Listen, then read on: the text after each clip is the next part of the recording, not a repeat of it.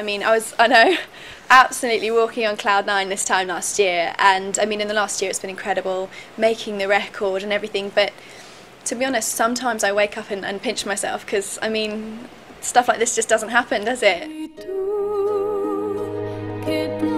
Yes, it does, sometimes. And in Camilla Kerslake's case, it did. She's the first artist to be signed to Gary Barlow's new record label, and her classical version of Take That's Rule the World has become an internet sensation.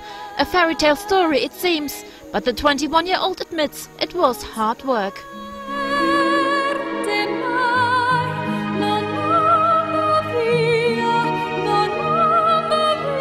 I took him a demo every day for about 5 weeks.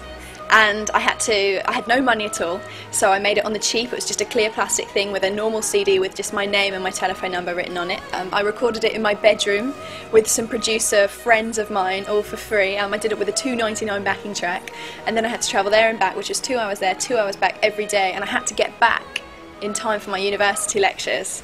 So, and this was November last year, so it was absolutely freezing. Absolutely freezing. And then when I got to the studio where Gary was working, I had to bribe the receptionist to let me in to even give them the CD, and then I had to bribe them again to give the CD to him. So it was a lot of hard work and a lot of grit and determination, but you never get anything you want without a bit of hard work, do you?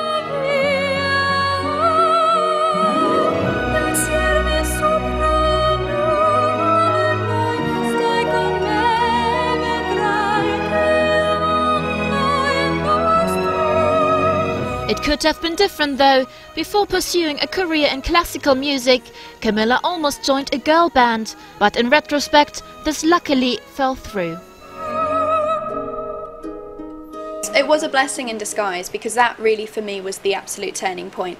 That's when I realised, this is sick. This is not the industry I want to be in. I don't want to be in an industry, even if I did get into this band, that my shelf life was so stunted.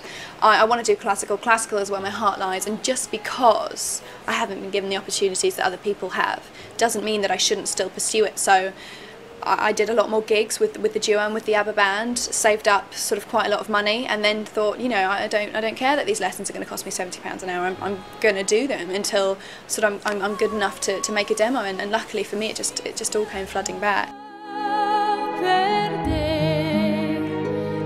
And the lessons have paid off. Camilla just released her debut album, produced by the legendary Mike Hedges. It features a mix of classical and contemporary music.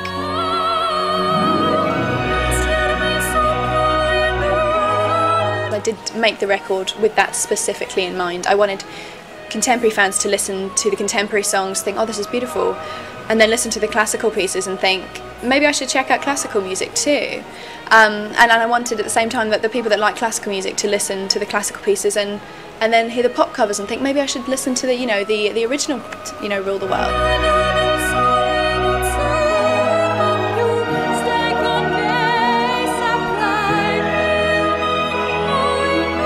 Artists like Katherine Jenkins, Il Divo and not to forget Susan Boyle have certainly raised the profile of classical music on the mainstream market.